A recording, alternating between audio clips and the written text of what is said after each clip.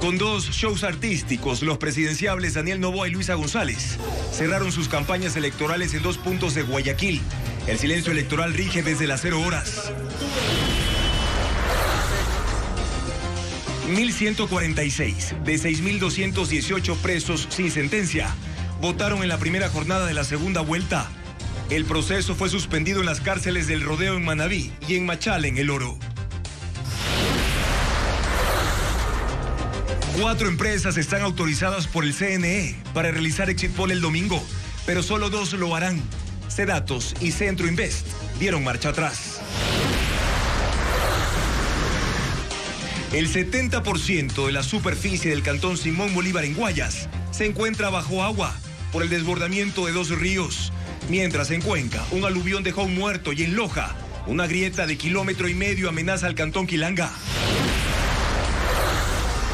Audios encontrados en el teléfono de Augusto Verduga dejan al descubierto las maniobras del correísmo para que Juan Falconi Puy sea designado contralor. Según las grabaciones, hubo vulneración de una caja fuerte y adulteración de un examen. El alcalde de Guayaquil, Aquiles Álvarez, debe portar grillete electrónico y tiene prohibición de salir del país, tras ser vinculado con otras 10 personas al caso AAA, en una audiencia que terminó a la medianoche. La falta de confianza en la seriedad del Estado ecuatoriano ahuyenta a los capitales extranjeros, cruciales para fortalecer la dolarización, como lo muestra Televistazo en la última entrega sobre cómo fortalecer la dolarización. La Unión Europea pone en pausa durante 90 días los aranceles para las importaciones desde Estados Unidos y plantea negociar con Donald Trump. La China hará lo mismo, pero solo si el mandatario estadounidense retrocede en los impuestos que castigan sus exportaciones. La fecha 8 de la Liga Pro se adelantó por las elecciones y Televistazo presentará los detalles del cotejo Macará Deportivo Cuenca, transmitido por Ecuavis Sports. ¿Qué tal, amigos? Muy buenas noches, bienvenidos a Televistazo Estelar. Hoy es el último día de la campaña por la segunda vuelta previo a los comicios de este domingo. Comenzamos ya con la actualización de la información electoral.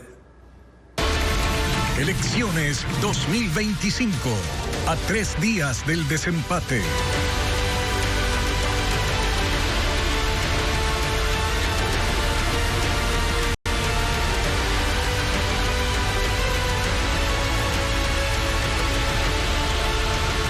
Precisamente con shows musicales en Guayaquil cerraron la campaña por la segunda vuelta presidencial los candidatos Daniel Noboa de Acción Democrática Nacional ADN y Luisa González de la Revolución Ciudadana. Miles de simpatizantes vestidos de morado con noboas de cartón y asambleístas electos de ADN llegaron a apoyar al candidato presidente Daniel Noboa en el Coliseo Voltaire Paladines Polo en el norte de la ciudad, donde hubo un festival de música urbana. Mientras, Luisa González cerró su campaña con otro show musical que se desarrolló sobre una tarima en la avenida 9 de octubre en Malecón, en pleno centro de Guayaquil, ante miles de seguidores vestidos de blanco con gorras y banderas. Más adelante tendremos los detalles de estos actos proselitistas previo al silencio electoral de la segunda vuelta. Y precisamente este proceso electoral empezó hoy con la votación de los privados de libertad, los presos. 5.519 reos de 20 provincias fueron habilitados para sufragar. Patricio Díaz informa cómo se desarrolló esta fase de los comicios. La elección presidencial en segunda vuelta empezó este jueves. Los privados de libertad sin sentencia sufragaron en 20 provincias. El proceso se realizó en 40 cárceles. Y de 5.519 privados de la libertad habilitados, votaron 1.146. La votación se suspendió en la cárcel 1 del Oro, porque el director renunció. Y en el Rodeo, en la provincia de Manabí, por una alerta que emitió el SNAI. El pasado lunes, 3 guías de ese centro fueron asesinados en Portoviejo. No existen las condiciones de seguridad para desarrollar la jornada de sufragio de manera eficaz. Las Fuerzas Armadas hicieron controles en otros centros de rehabilitación, entre ellos el número 3 de Sucre en Manabí, para mantener el orden y evitar que desde ahí se planifiquen delitos. En la cárcel del Inca, al norte de Quito, se reforzó la seguridad, mientras la penitenciaría del Litoral lució con la custodia habitual. Solo las cámaras del SNAI tenían acceso al interior para grabar el proceso. El Consejo Nacional Electoral informó que cada junta estaba conformada por 2 delegados electorales y un preso. Una vez finalizada la votación, los paquetes electorales serán sellados y trasladados bajo custodia militar hasta los respectivos centros de procesamiento electoral provinciales. Esos paquetes serán abiertos el domingo 13 de abril y su escrutinio se realizará a las 5 de la tarde, cuando concluya el proceso electoral en el país. Y en el lado derecho de la pantalla tienen ya el código QR para que a través de su teléfono celular puedan acceder a toda la información relacionada al proceso electoral de este domingo 13 de abril en nuestra página web ecuavisa.com, donde también pueden ver Televistazo en vivo. El material electoral para las elecciones de este domingo llegó a todas las bodegas de las delegaciones provinciales. Las Fuerzas Armadas utilizaron aviones y helicópteros para poder trasladar los paquetes a los lugares más alejados. Paul Romero con el informe. A 3 días de las elecciones, las 13.7 millones de papeletas, señalética, plantillas braille y documentos ya están en las bodegas de las 24 delegaciones provinciales electorales. Las Fuerzas Armadas transportaron el material a las provincias del oriente y sur del país en aviones, avionetas del Ejército y Fuerza Aérea. Para las comunidades indígenas más lejanas en Sucumbíos, Orellana, Pastaza, Morona, Santiago y Zamora Chinchipe, se utilizaron helicópteros medianos, al igual que a 19 cantones de Guayas, Manabí y Los Ríos, afectados por el fuerte invierno. Está en cadena de custodia de las Fuerzas Armadas el material de 10 recintos electorales reubicados por el CNE en Cotopaxi, Los Ríos, Santa Elena, Zamora Chinchipe, Manabí y Loja, que están funcionando como albergues para los damnificados del invierno. El sábado terminará la distribución de los paquetes en Quito, Mejía y Rumiñahui, los últimos en la planificación de las Fuerzas Armadas por la cercanía a las bodegas contratadas por el CNE. Y las redes sociales de los candidatos a la presidencia se llenaron hoy con sus cierres de campaña y también agradecimientos a los simpatizantes. A partir de las 0 horas de mañana, Ecuador entra en silencio electoral. Los 2 candidatos escogieron a Guayaquil para su cierre de campaña definitivo. Aunque durante los días previos en sus recorridos por el país ya estuvieron haciendo cierres locales. Y resulta que en eso también coincidieron. Hace 2 días, por ejemplo, los 2 estuvieron en Cuenca.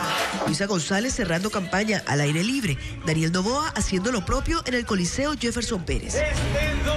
El miércoles volvieron a coincidir, ambos escogieron Quito, él nuevamente en un coliseo, el Rumiñahui, ella al sur de la ciudad. Las redes sociales de ambos recogen ampliamente los detalles de estos eventos, hubo aplausos, abrazos, discursos. Que la capital de los ecuatorianos. Vamos a quitarle todo chance. Y más allá de los actos de campaña, las redes de ambos también dieron espacio a otro tipo de videos.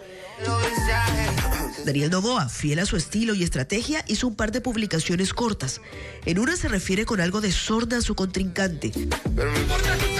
En la otra se pueden leer algunas de sus propuestas de campaña. Queridos ecuatorianos. Luisa González eligió sentarse frente a la cámara para dar un mensaje sobre la importancia de la decisión que los ecuatorianos tomarán el 13 de abril. Cambio seguro. Muchas gracias. Ambos siguen publicando en sus cuentas, subiendo actividades y haciendo promesas.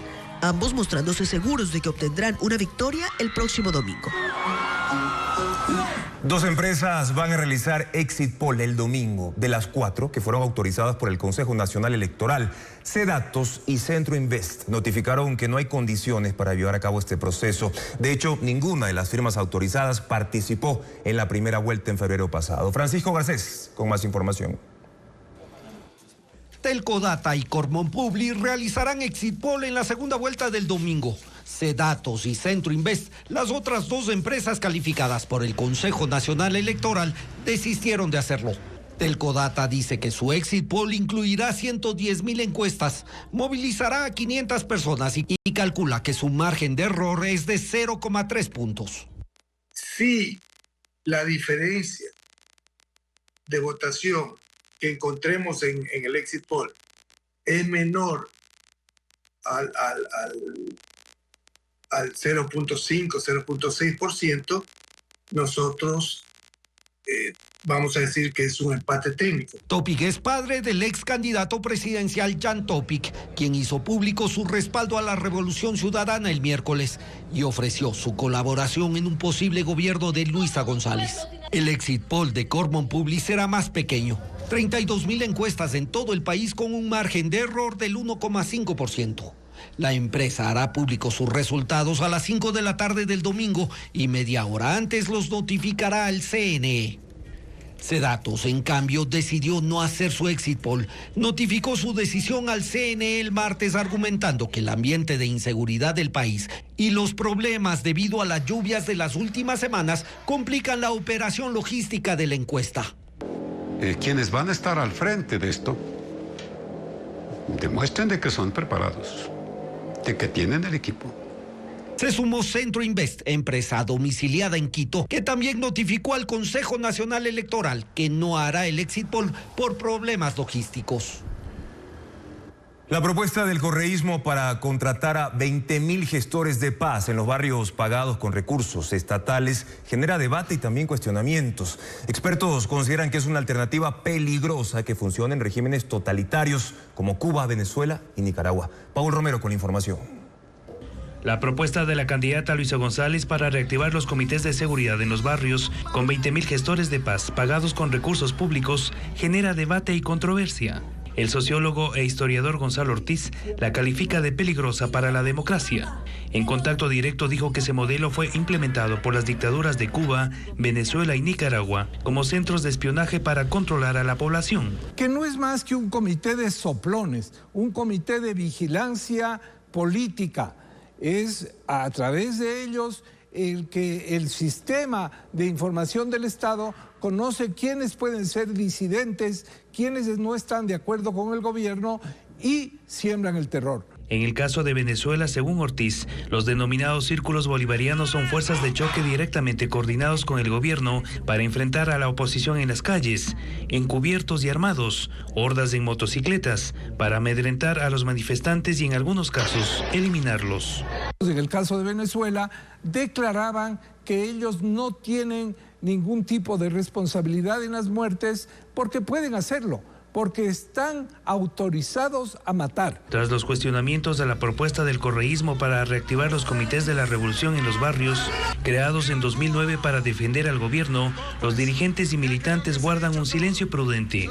Diego Borja, candidato a la vicepresidencia, le tocó en un foro referirse al tema, y aunque la propuesta de González es clara, él trató de explicarla. Son personas que a la salida de los colegios, en los barrios, ayuden a cuidar la seguridad de los niños que están saliendo de las escuelas. Como muchos de esos padres no tienen fuente de ingreso, decía incluso la posibilidad de que tengan una compensación por este tiempo que pueden dar. Por ahora, Borja es el único dirigente que se ha pronunciado sobre esta propuesta que se viralizó en redes. Para la contratación de 20.000 gestores de paz en los barrios, Luisa González dijo que destinará $72 millones si gana las elecciones de este domingo. El juez del caso AAA negó la prisión preventiva para el alcalde de Guayaquil, Aquiles Álvarez, solicitada por el fiscal. Sin embargo, el funcionario deberá usar grillete electrónico y tiene también prohibición de salir del país. Jacqueline Rodas, con los detalles de esta decisión judicial. El alcalde de Guayaquil, Aquiles Álvarez, debe usar grillete electrónico, no puede salir del país y tiene que presentarse 2 veces por semana en la Fiscalía de Guayas. La decisión se conoció esta madrugada. El fiscal Carlos Alarcón pidió que se dicte prisión preventiva en contra del alcalde, pero el juez Renan Andrade negó la solicitud. Para él, no se probó el peligro de fuga o que Aquiles Álvarez pueda obstruir el proceso si se defiende en libertad. Sin embargo, desde anoche el alcalde es procesado por el delito de almacenamiento, comercialización y distribución ilegal de hidrocarburos. Su defensa tiene 30 días para pedir diligencias investigativas a su favor. El juez también vinculó a otras 10 personas y a la empresa Jarzajudi S.A., cuyas actividades quedan suspendidas hasta que se resuelva este caso, bautizado como AAA. Según la Fiscalía, Aquiles Álvarez y los demás involucrados conformaron un entramado para la compra-venta irregular de combustibles, principalmente diésel subsidiado por el Estado, en gasolineras de la frontera y de zonas mineras. Álvarez reaccionó en sus redes sociales. dice que lo vincularon para dar un golpe de efecto final antes de las elecciones y que no le dictaron prisión porque no hay elementos en su contra. El caso AAA empezó en diciembre del año pasado, cuando la Fiscalía formuló cargos en contra de un primer grupo. Con la vinculación de anoche, suman 16 personas y 6 empresas procesadas.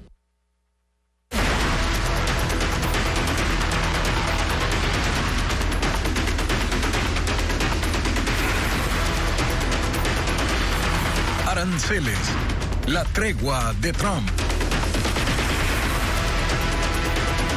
Europa puso en pausa por 90 días los aranceles que estableció como represalia contra Estados Unidos y ahora busca negociar mejores condiciones comerciales. La medida se dio como respuesta a la decisión de Donald Trump de poner en suspenso las tarifas contra 75 países. Trump dijo que si no se logran buenas condiciones, los aranceles serán reimpuestos, informa Pedro Jiménez. Europa planeaba aplicar contramedidas arancelarias para las exportaciones de Estados Unidos desde el próximo martes, pero esta mañana frenó el proceso horas después de que Donald Trump también puso en pausa las tarifas para 75 países que han buscado una negociación. Con esto, Europa da una oportunidad para el diálogo en busca de mejores condiciones de comercio en medio de una guerra arancelaria desatada por Estados Unidos. We're ready to make deals. Let's talk. Estamos listos para negociar. Conversemos, dijo Olof Hill, vocero del principal órgano ejecutivo de la Unión Europea. Estados Unidos había puesto un arancel del 25% para el acero y el aluminio de Europa y un 20% para todos los demás productos. Donald Trump dice que la negociación con Europa no será país por país. Los estamos viendo como un bloque. Han sido muy duros, pero fueron muy inteligentes, dijo desde su oficina en la Casa Blanca. Además, Europa espera llegar a un acuerdo que ha denominado 0 por 0 para que de un lado y de otro se eliminen aranceles a los bienes industriales. Estados Unidos no se ha pronunciado todavía sobre esa propuesta. Lo que sí ha dicho Donald Trump es que de manera general, si las negociaciones en bloque con Europa o las que se harán de manera independiente con cada país interesado no son buenas para ambas partes, se volverá al inicio de todo. Y los aranceles serán reimpuestos a quienes no lleguen a un acuerdo con su administración. Mientras China también muestra disposición para negociar con Estados Unidos si es que Donald Trump retrocede en los aranceles que castigan a sus exportaciones con las tarifas más altas del mundo. La Casa Blanca estableció esos aranceles en 145%. Los aranceles para las exportaciones de China a los Estados Unidos están en niveles extremos. Esta mañana la Casa Blanca aclaró que al 125% que anunció ayer Donald Trump hay que sumarle el 20% establecido previamente como castigo por el tráfico de fentanilo, lo que los ubica en 145%. China soporta la presión, ve que sus ventas a ese mercado están en peligro y este jueves la vocera del Ministerio de Comercio declaró: la postura de China es clara y consistente. La puerta permanece abierta a las conversaciones, pero las condicionó a que se basen en el respeto mutuo y se den en igualdad de condiciones. Aunque China también mantiene altos aranceles contra Estados Unidos y Donald Trump no espera que se den por vencidos. Dice que China quiere negociar, pero que no saben cómo. Durante años hemos sido estafados y aprovechados por China y otros para ser justos, pero para China este es un gran problema, dijo el miércoles. El régimen de Xi Jinping asegura que hasta que algo ocurra, ayudarán a las empresas de comercio exterior a vender en el mercado interno. Seguiremos nuestro propio camino, han dicho, para inyectar certidumbre a la economía global, en medio de la guerra comercial que enfrenta a las dos economías más grandes del mundo.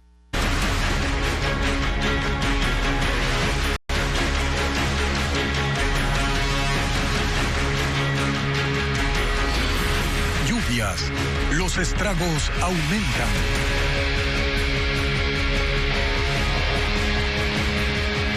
El desbordamiento de 2 ríos y 3 esteros provocó inundaciones en el cantón Simón Bolívar en la provincia del Guayas. El COE cantonal ha declarado estado de emergencia para atender al 70% del territorio que resultó afectado, según datos de la alcaldía. Informa Bessie Granja. El río Los Amarillos, que atraviesa el cantón Simón Bolívar, se desbordó la madrugada de este jueves, inundando el 70% de esa localidad de Guayas. También se desbordaron el río Chilintomo y 2 esteros más, provocando hasta el momento 50 familias damnificadas.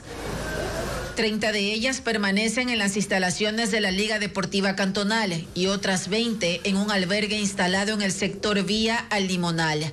Adultos mayores y madres con niños son atendidos por personal de la Cruz Roja. Yesenia Mora, una de las damnificadas, asegura que no puede retornar a su casa porque el agua ingresó y llegó hasta su cintura. Todo se me perdió, la ropa, todito se me ha mojado, todos los colchones quedaron nadando, la nevera también. Según cifras de la Cruz Roja, un total de 30 barrios están anegados en este cantón, donde hay habitantes que se rehúsan a salir de sus casas por temor a saqueos. En Simón Bolívar, el 71% de su población reside en el área rural, con un total de 32,000 habitantes. En Montegrande, una comunidad rural de Quilanga, en Loja, la tierra se abre y pone en riesgo a familias de todo un barrio. Una grieta de más de 1,5 kilómetros ha dañado viviendas, cultivos y también las vías. La emergencia provocada por las lluvias y también por la deforestación obligada a evacuar a sus habitantes. La tierra se abre en Montegrande, una comunidad rural de Quilanga, en Loja, a 7 kilómetros de la cabecera cantonal. Una grieta serpentea desde las montañas. Comenzó como una línea delgada de apenas 10 centímetros y hoy alcanza hasta 3 metros de ancho y se extiende por 1,5 kilómetros. En la zona más crítica hay 15 viviendas. Las paredes están cuarteadas, el suelo levantado. María Calva ya no duerme en el mismo cuarto. Se ha mudado dentro de su propia casa, buscando esquivar las fisuras que siguen creciendo, mientras que la vivienda de Daisy Correa ya no es habitable. Ni siquiera sus sembríos de maíz se salvan. El terreno se abre entre las plantas y su criadero de cerdos está al borde del colapso. Tengo deudas en cooperativa, tengo que pagar, yo ahora no tengo de dónde porque se me está yendo mi patrimonio. Ella y otras 6 familias han evacuado. Algunas se alojan en una unidad educativa, otras han buscado refugio en casas de parientes. La mayoría en Montegrande vive del cultivo de yuca, caña de azúcar y productos de huerta. Más de 10 hectáreas han sido afectadas y ahora ni siquiera pueden vender lo poco que les queda. La vía principal hacia el centro de Quilanga está destruida. Como ven, el camino al transporte es bien duro, por como quiera llegan hasta buena parte de los carros, de ahí para acá abajo se nos dificulta como movimiento de carga. El puente que conecta con las comunidades de Guayuco y Galápagos también está deteriorado. Por allí cruzaban unas 600 personas cada día. El municipio ha clasificado el evento como un movimiento de masas provocado por la deforestación y el mal manejo de los cultivos. Por ahora, han anunciado que evacuarán a las otras 8 familias de manera progresiva. Los audios del teléfono del ex consejero de Participación, Augusto Verduga, ya están en el expediente del caso Ligados, que investiga la denominada Liga Azul Correísta por asociación ilícita. Fabiola Santana revela parte de esas grabaciones. Ya están en el expediente fiscal del caso Ligados los audios hallados en los celulares del ex consejero de Participación Augusto Verduga. Son más de 350 y fueron enviados en un disco duro a Criminalística que transcribió su contenido. Uno de los audios tiene 28 minutos. Estaba en su iPhone con fecha de 7 de octubre de 2023, un día después de que la Corte Constitucional destituyera a Allenbert Vera, presidente del Consejo de Participación. En este, Verduga cuenta que se acercó a la consejera Nicole Bonifaz para decidir a quién respaldar para la presidencia y que 2 casos de corrupción en Petroecuador fueron el punto de quiebre entre Vera y Bonifaz, también procesada en el caso Ligados. El punto de quiebre, cuando la madre de Bonifaz le dice a Allenbert que tenía que archivar 2 denuncias por unos temas de corrupción, y Allenbert le dijo que está loca y yo, ¿cómo va a hacer eso, no? Y ahí le dijo, si tú comienzas a hacer, tú sí sabías eso, ¿no? No, si tú no archivas 2 casos de corrupción, estos que están en la Secretaría de Transparencia, Nicole va a comenzar a votar en contra. Y así fue, ¿no? Dicho y hecho. Cuando alguien me dijo, ¿qué le pasa, señora? Usted se está equivocando, no sé con quién está hablando. Bueno, el día siguiente ya Bonifaz se abrió, ¿no? Verduga dijo que sobre esto debía rendir cuenta a Jerónimo, que es uno de los seudónimos de Rafael Correa según la Fiscalía, y reveló que el encargado de acercarse a los jueces para cabildear era Virgilio Hernández. Y ahora tengo una reunión a las 11 con Jerónimo. De verdad que yo me he sentido no tan respaldado en esto. Se supone que Virgilio Hernández se supone que debería ser el gran articulador de todo esto. Ese lobby que se tiene que hacer con los jueces de la Corte, tratar de averiguar. Siempre que nos reunimos en casa de Diego Madero, tú sabes que Diego trabaja con Virgilio, ¿no? Nos reunimos cada semana. Pero cada que llegamos a la casa de Diego, Virgilio nos dice, bueno, ¿cuáles eran las novedades? Compas, cuéntenme qué ha pasado y cómo han podido hablar con gente de la corte. No puede ser que Allenberg y yo tengamos que enfrentar estas cosas, que nosotros mismos tengamos que hablar con asesores de los jueces, exponiéndonos esto. Entonces, bueno, ahora supongo que va a estar también Virgilio en esa reunión de las 11. Tenemos por delante ese concurso de Contralor. Virgilio Hernández fue asambleísta de la Revolución Ciudadana y ahora parlamentario andino. Hace un mes publicó que fue notificado sobre esta investigación tras una denuncia de asambleístas de ADN. Del palmito ecuatoriano se originan productos premium que se venden en más de 20 cadenas internacionales de supermercados, como lo muestra el Televistazo en esta última entrega. Adriana Bermeo nos informa que las pastas y el arroz de palmito ganan terreno en el extranjero por su calidad y también por sus características saludables.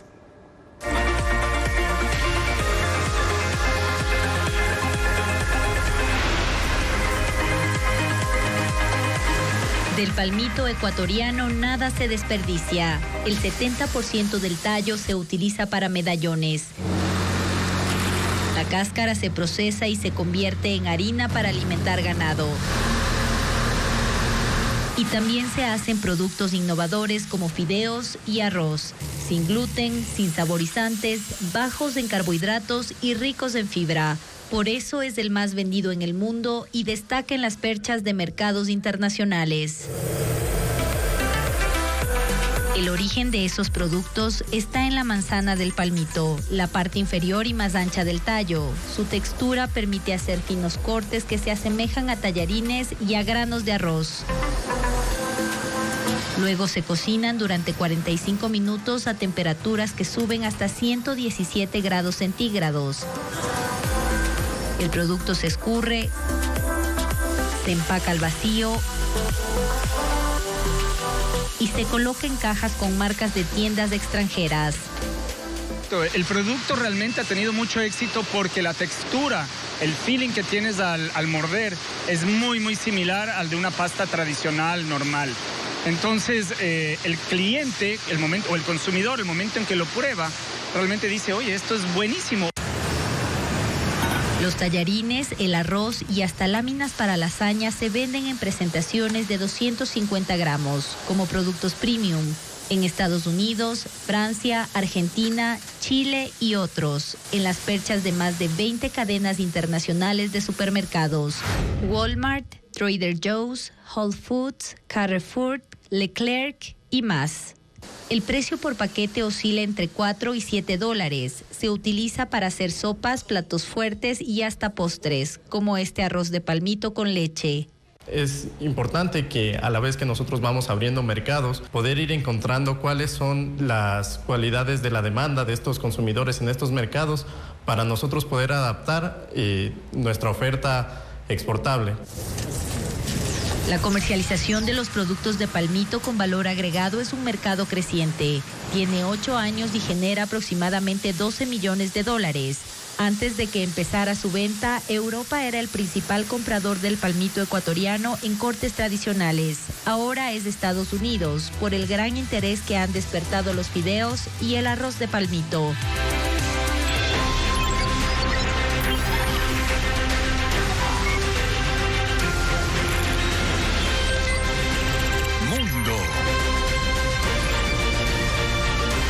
Un helicóptero se desintegró en pleno vuelo y los restos cayeron al río Hudson entre Manhattan y la costa de Nueva Jersey en Estados Unidos. El piloto y 5 pasajeros, entre ellos 3 menores de edad, murieron. Las imágenes con Belis González. Imágenes publicadas en redes sociales muestran el momento en el que la cabina del helicóptero cayó en el agua. La hélice giraba sola en el aire y cayó instantes después, al igual que otras partes de la aeronave. El accidente ocurrió a las 3:17 de la tarde en el río Hudson. A bordo iban el piloto y 5 turistas españoles, entre ellos 3 niños. Equipos de emergencia lograron rescatar a 3 personas. Les dieron los primeros auxilios, pero fallecieron por la gravedad de las heridas minutos después. 2 cuerpos fueron recuperados en el lugar y 1 está desaparecido. Testigos aseguran que la aeronave se desintegró en pleno vuelo, minutos después de hacer unos giros en el aire. Por ahora se desconoce qué provocó su destrucción. Y sindicatos argentinos hicieron un paro general contra las políticas económicas que, según denuncian, afectan a los salarios de los trabajadores. No hubo servicio de trenes ni el transporte subterráneo de Buenos Aires, y algunos servicios bancarios y de entidades estatales también fueron interrumpidos. El gobierno de Javier Milei instó a la población a movilizarse y trabajar. El invierno causa estragos en otras 3 provincias. En Azuay, un aluvión sorprendió a una comunidad en el sur de Cuenca y dejó una víctima mortal. En Carchi, un derrumbe destruyó el sistema de agua potable en la localidad de Maldonado, y en Esmeraldas, el desbordamiento de ríos e intensos vientos afectaron a decenas de familias en el cantón Muisne. Paola Andrade con más información de lo sucedido. En Azuay, un aluvión sorprendió esta madrugada al sector de Chicos Soldados en la parroquia rural San Joaquín, al sur de Cuenca. El deslizamiento descendió desde la quebrada de Coles. 2 viviendas resultaron afectadas. Una de ellas quedó cubierta por 1 metro de lodo. Un hombre de 40 años logró escapar, pero su madre de 69 años murió atrapada. Moradores y bomberos trabajaron juntos para recuperar el cuerpo. Adentro está lleno de agua, está abajo igual otra casa también está lleno de agua, todo aquí no era un poste de luz éxito, todo eso se ha ido. En la entrada de la casa aún se observa una moto enterrada junto a sogas y monturas.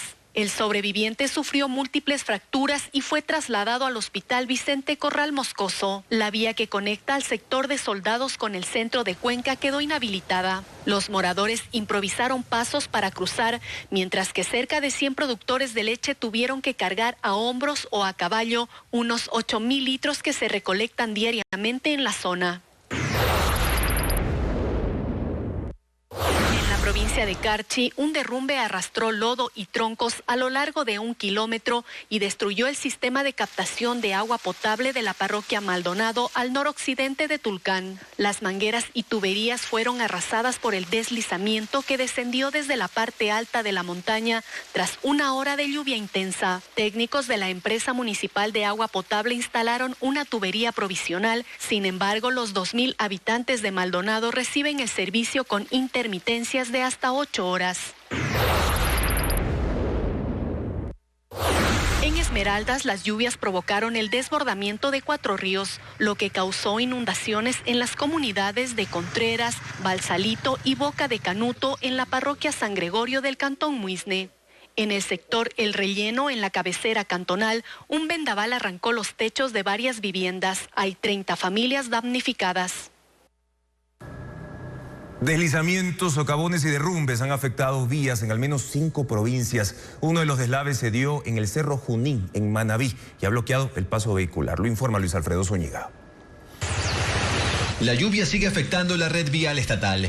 En Manabí hubo un deslizamiento en el Cerro de Junín la madrugada de este jueves y el material llegó hasta el kilómetro 42 de la vía Junín-Pimpiguací, bloqueando el paso vehicular. Moradores intentaron seguir a pie en medio del lodo, mientras el material y vegetación seguían cayendo. Maquinaria ya trabaja en el sitio. Los conductores deben desviarse por la Junín, Tosagua, Rocafuerte, Pimpiguací. En Esmeraldas hubo un derrumbe en el sector 3 vías del cantón Muisne, bloqueando la carretera Puerto Cayo-San Lorenzo. Y en la provincia del Oro se debe circular con precaución por la Buenavista, Vega, Rivera, Zaruma. Aún se hace limpieza de rocas por los derrumbes de esta semana. En la sierra está cerrado el paso en la vía Cuenca-Girón Pasaje de Azuay por un deslizamiento en el kilómetro 90. La ruta alterna es la Cuenca-Molleturo Pasaje, aunque también se debe circular con precaución ya que hay deslizamientos.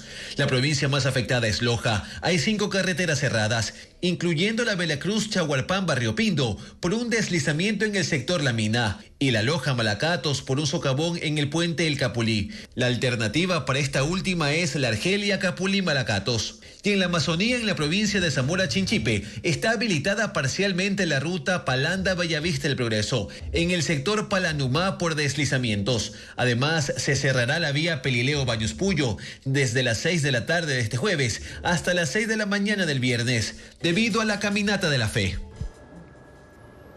8 bandas criminales están siendo reubicadas en la penitenciaría del Litoral. Los movimientos intentan desarmar a las mafias carcelarias y, como lo reporta Merlin Ochoa, al menos 43 presos de alta y mediana peligrosidad fueron llevados a otro presidio. La penitenciaría del Litoral, ubicada en el noroeste de Guayaquil, es el epicentro del crimen organizado, pues es la única prisión del país donde están recluidos los integrantes de 9 organizaciones criminales, las más violentas. En febrero, según el comandante de la Fuerza de Tarea 71, conformada por la Marina del Ecuador, empezó el proceso de reubicación y movimientos de pabellones. La finalidad es desarmar a estas estructuras delictivas, debilitando su capacidad de organización y ataque, pues al ser movidas del lugar, dejan en las celdas los explosivos, las armas y municiones que tienen encaletadas. En la penitenciaría del Litoral hay 12 pabellones. La mitad de reos ya fueron movidos de las celdas. Antes, este era el mapa de las bandas dentro del penal, pero fue modificado. En el pabellón 1 se mantiene la agrupación criminal Latin King. El 2 estaba vacío, pero fue reparado y ahora están los Tiguerones. En el 3 salieron los Águilas y ahora están los Freddy Krueger, Duendes y Mafia 18. En el pabellón 4 estaban los Latin King y ahora los Águilas. En el 5 fueron sacados los Águilas y ahora está vacío para reparaciones. El 6 estaba vacío, pero ahora trasladaron a los Fatales. En el 7 viven los presos con enfermedades catastróficas. En el pabellón 8 estaban los Tiguerones y ahora los Latin King. En el 9 permanecen los Lobos. En el 10 salieron los Fatales y están los Lobos. Y en los pabellones 11 y 12, que antes estaban Latin King y Fatales, ahora están los Águilas. Los cambios se realizaron de acuerdo a un informe de inteligencia militar. Además, durante el primer trimestre del año, 43 presos de alta y mediana peligrosidad fueron trasladados a la cárcel del Turi. Por otro lado, alias Momo, implicado en el crimen de los 4 menores de las Malvinas, fue llevado a la cárcel La Roca. Los militares aclaran que este mapa no es el definitivo, pues el proceso de reubicación de los cabecillas y miembros de estas bandas se retomará luego de la segunda vuelta electoral. Aún faltan por realizar 8 cambios que se mantienen en reserva.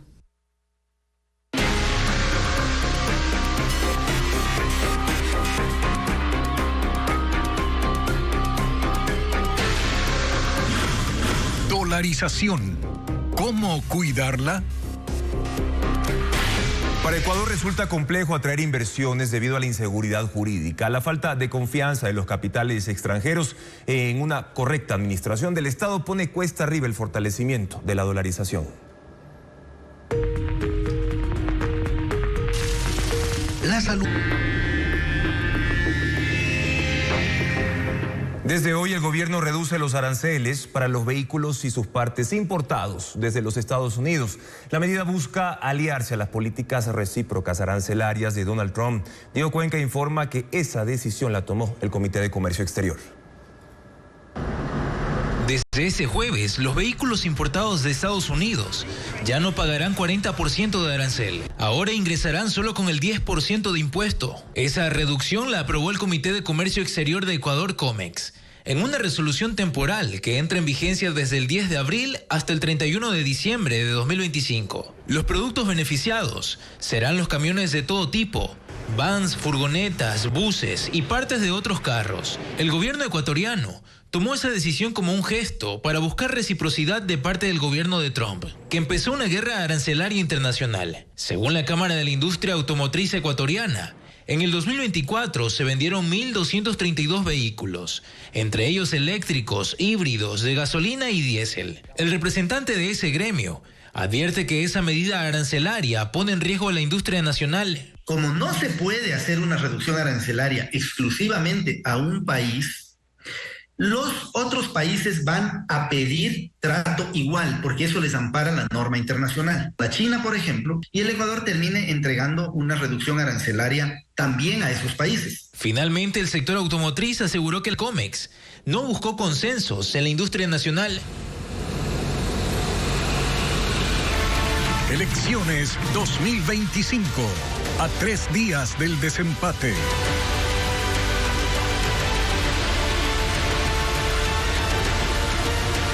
En el norte de Guayaquil, el candidato presidente Daniel Noboa cerró su campaña con un concierto de artistas nacionales y extranjeros.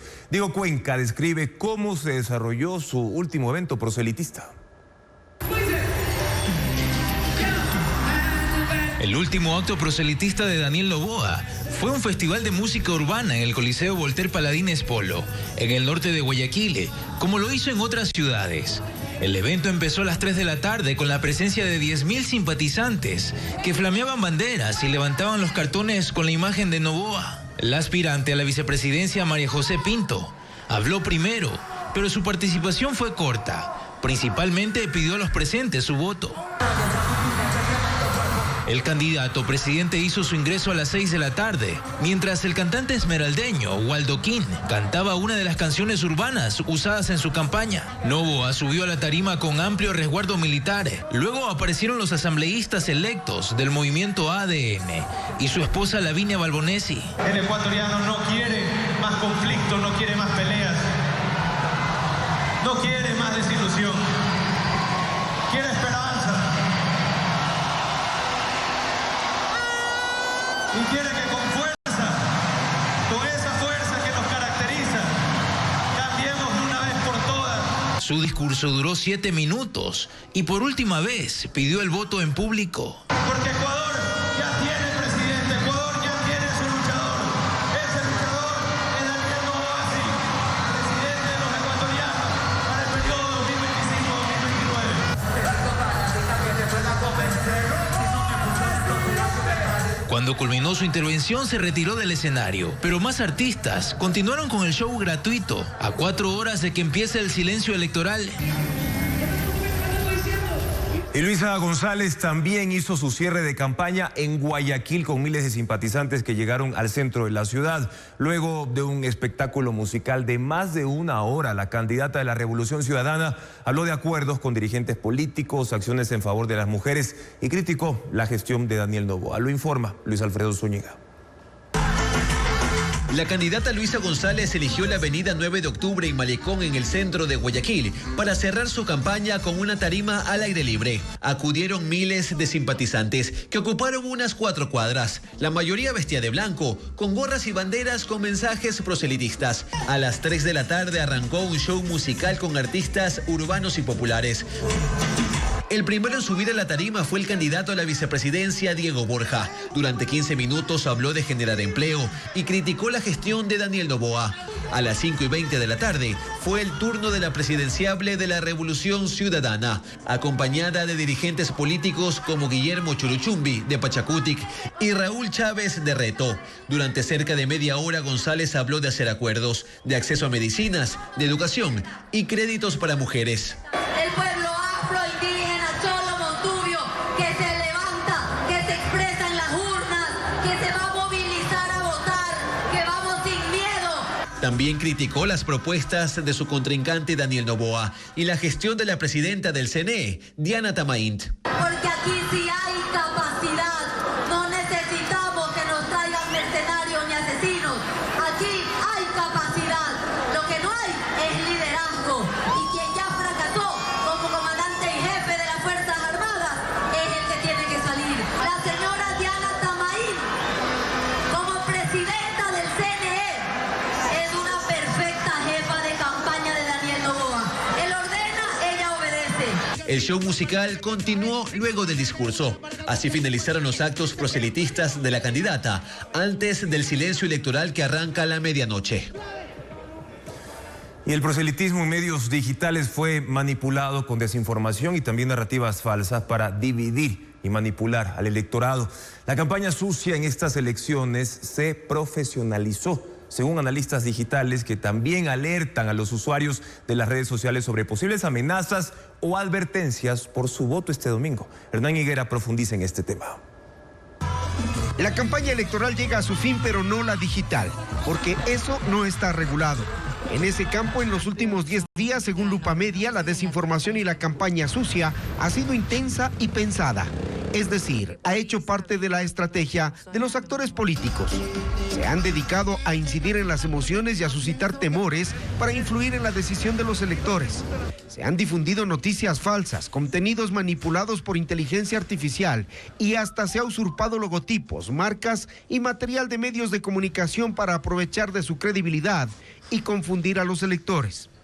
Un informe de Lupa Media señala que 247 contenidos electorales se hicieron virales durante la campaña.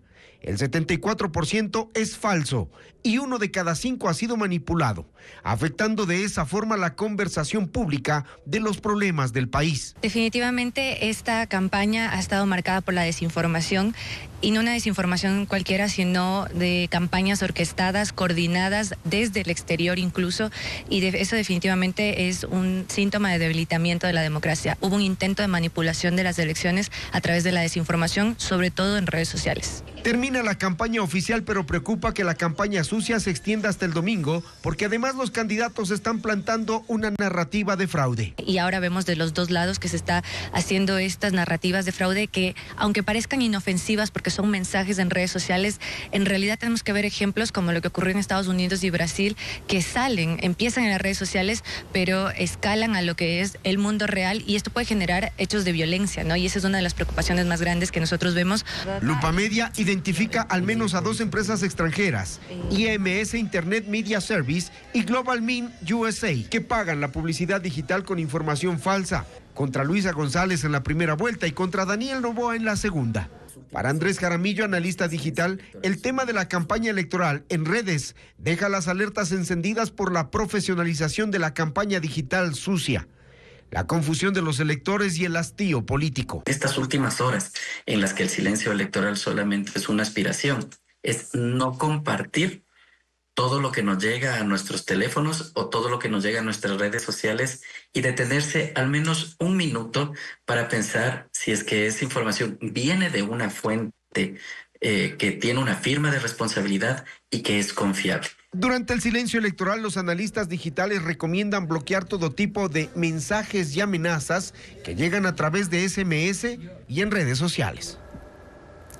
Según el diario Wall Street Journal, la pausa de Donald Trump a las medidas arancelarias responde al temor de que éstas generen una depresión en la economía estadounidense. Sucede luego de que la guerra arancelaria afectara los precios y también la rentabilidad de los bonos del Tesoro, es decir, de la deuda pública de ese país.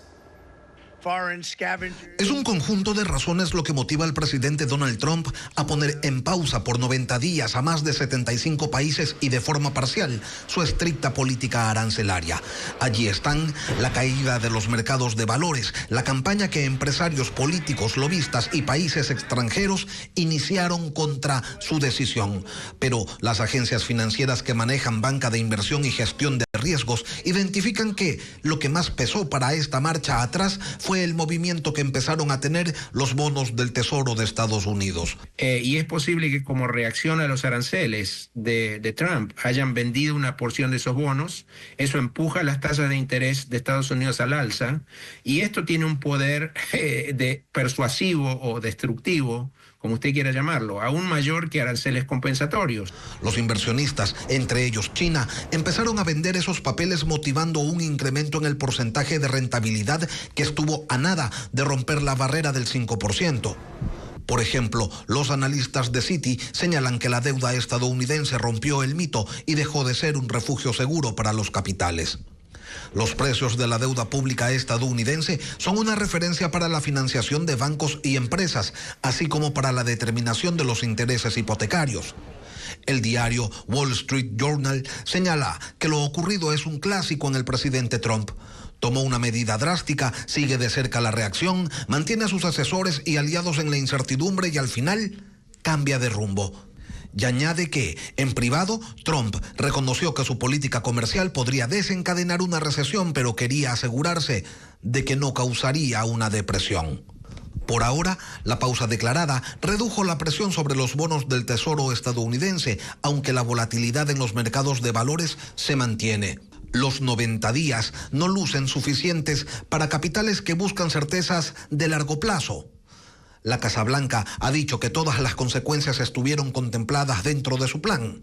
Sin embargo, los mercados, por su comportamiento, parecería que dudan de esa versión. Y Estados Unidos ya no es el primer socio comercial de Ecuador para productos no petroleros. Las negociaciones con el país norteamericano cayeron en los últimos años frente a China y a los países miembros del bloque de la Unión Europea. Patricio Díaz informa las razones para estos cambios. Estados Unidos dejó de ser el primer socio comercial de Ecuador para productos no petroleros. Las exportaciones a ese país se afectaron cuando el acuerdo de preferencias arancelarias andinas no fue renovado en 2013 y el Ecuador no se sumó al Tratado de Libre Comercio que Colombia y Perú negociaron con Estados Unidos. Hasta 2021, Estados Unidos fue el principal destino de exportaciones no petroleras, con 3.641 millones de dólares. En 2022, el primer socio comercial fue China, con 4.343 millones. En 2023 fue otra vez China, con 4.348 millones de dólares. Y en 2024, la Unión Europea ocupó el primer lugar, con 5.513 millones de dólares, seguido por los Estados Unidos y China. El crecimiento de la Unión Europea como cliente se debe en especial a que en el 2017 entró en vigencia el acuerdo comercial con ese bloque y que con los años se ha ido consolidando. Las exportaciones de camarón y banano, por ejemplo, hoy superan 1.000 millones de dólares cada una. El incremento de exportaciones a China tiene otra explicación. Si bien se firmó el año pasado un acuerdo comercial, los beneficios se reflejarán en los próximos años con el crecimiento de la demanda de productos de mejor calidad. Mientras va tomando forma la adecuación de nuestra oferta exportable distinta a camarón a lo que pide el mercado chino, seguiremos viendo cómo nuevos productos siguen ingresando, como por ejemplo ahora ya está ocurriendo con la pitahaya. Los empresarios tienen importantes expectativas con los mercados chino y de la Unión Europea, pero su principal preocupación por ahora es el comercio con los Estados Unidos, ya que se estaba negociando un arancel cero para algunos productos y se miraba la posibilidad de un acuerdo comercial. El concurso para Contralor en 2023 fue manipulado por el correísmo según los audios encontrados en el teléfono de Augusto Verduga. Entregaron las preguntas a un concursante y quemaron un examen. Cuenta el procesado. Más detalles con Jacqueline Rodas.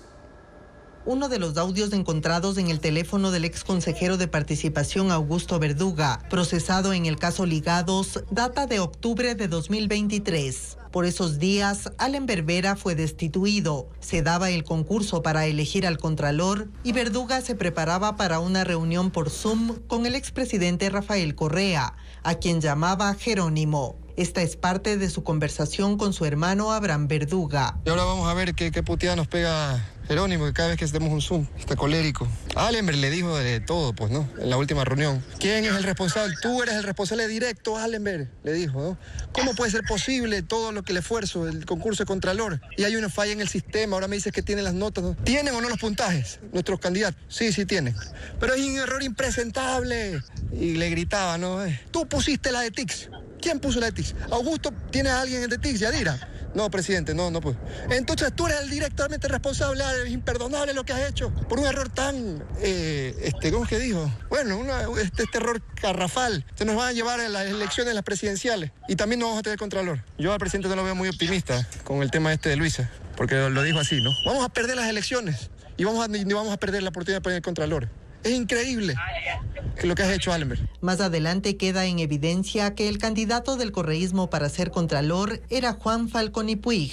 Él estaba en segundo lugar en el concurso, pero en la prueba escrita le fue mal y quedó sexto. Mauricio Torres fue nombrado Contralor. No lograron cooptar el cargo, pese a que le habrían dado las preguntas, según la conversación de los hermanos Verduga. Concurso de Contralor es tan fácil de recalificación, ¿no? Este man de Allenberg de veras que es un... Yo sé, nunca me lo dijo, pero yo sé por Julián que lo que han hecho es gravísimo, porque el jurídico, el día del examen, yo creo que estos convinieron en darle las preguntas a Falconi. Y vulneraron esa caja fuerte. Yo no sé qué chanchullo hicieron ahí, es gravísimo. Y ahí se fue al carajo todo. Creo que, y sé que después quemaron unos papeles, ni sé qué cosas. ¿Quemar qué? O sea, yo creo que le sacaron el examen volvieron a poner un examen con las respuestas correctas y como que si lo hubiera hecho él. Y el otro lo quemaron. ¿Hay testigos de eso? O sea, la gente del propio equipo de este man. Chuta, yo no sé si estas cosas que estoy diciendo ahorita por Signal, estoy dando papaya por Signal. Yo soy por Wire. Se supone que Signal es más encriptado, es más difícil. Pero bueno, qué bestia año. Bueno, ahora mismo que tiene reunión con Correa, sin perder nunca la dignidad y sin dejarse avasallar. Escucharlo. Si el tipo se exaspera, es Allenberg el que tiene la principal responsabilidad. Al final del diálogo, Abraham Verduga dice a su hermano que pese a todo, su imagen salió fortalecida y que aproveche la caída de Allenberg Vera. Mambo es la nueva obra que forma parte de la cartelera de Pop-Up Teatro Café en Guayaquil. Además, en Quito se presentará el concierto Claro de Luna en la Casa de la Música. Estefanía Arias con la agenda cultural.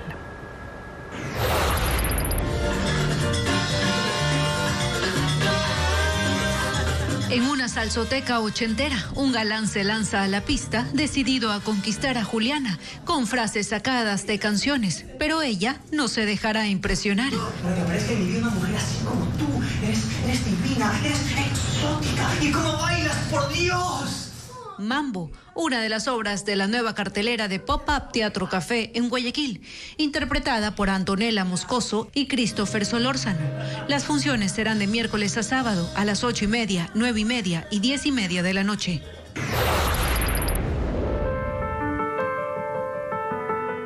Un recorrido por tradiciones religiosas. Piezas de la época de la colonia forman parte de esta exposición, denominada Se han abreviado los ritos, que se inauguró en el Museo Naim Isaías en Guayaquil. Objetos de plata y madera que pertenecen a la reserva de este espacio cultural. La muestra gratuita estará abierta hasta el 31 de mayo, de martes a sábado, de 9 de la mañana a 5 de la tarde.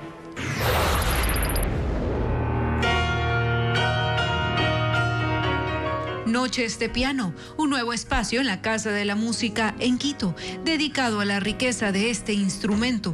La primera entrega de esta serie será el recital Claro de Luna, una velada interpretada por el pianista Joan Sánchez y el cuarteto de cuerdas Mozart K911. El show será en la sala de recitales de este espacio cultural el jueves 10 a las 19:30.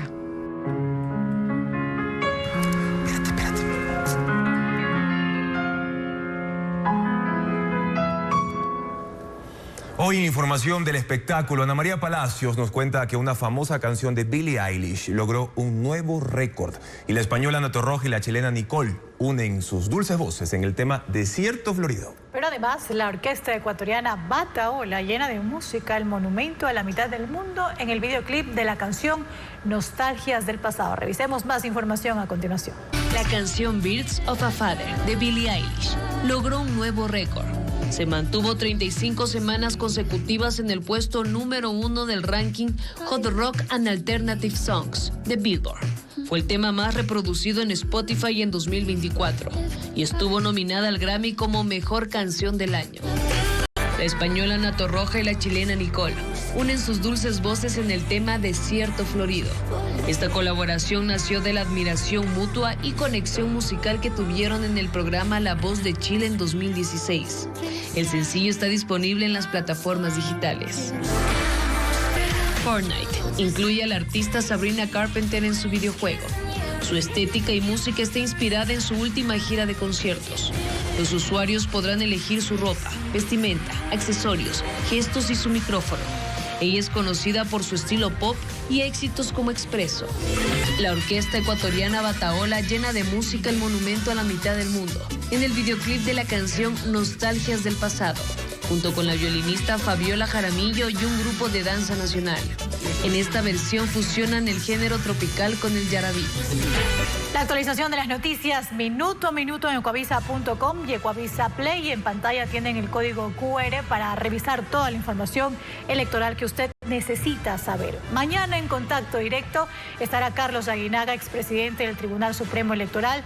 Analizará los votos nulos y en blanco que en la primera vuelta sumaron 1 millón de electores. Además estará con nosotros Diego Noguera, analista Big Data y también política digital, para explicar por qué el silencio electoral es un espejismo en las redes sociales y el peso también de la campaña sucia en este proceso electoral. Los esperamos en la primera emisión de Televistazo a partir de las 5:55 de la mañana. Gracias, amigos, por habernos acompañado en este espacio informativo. Buenas noches.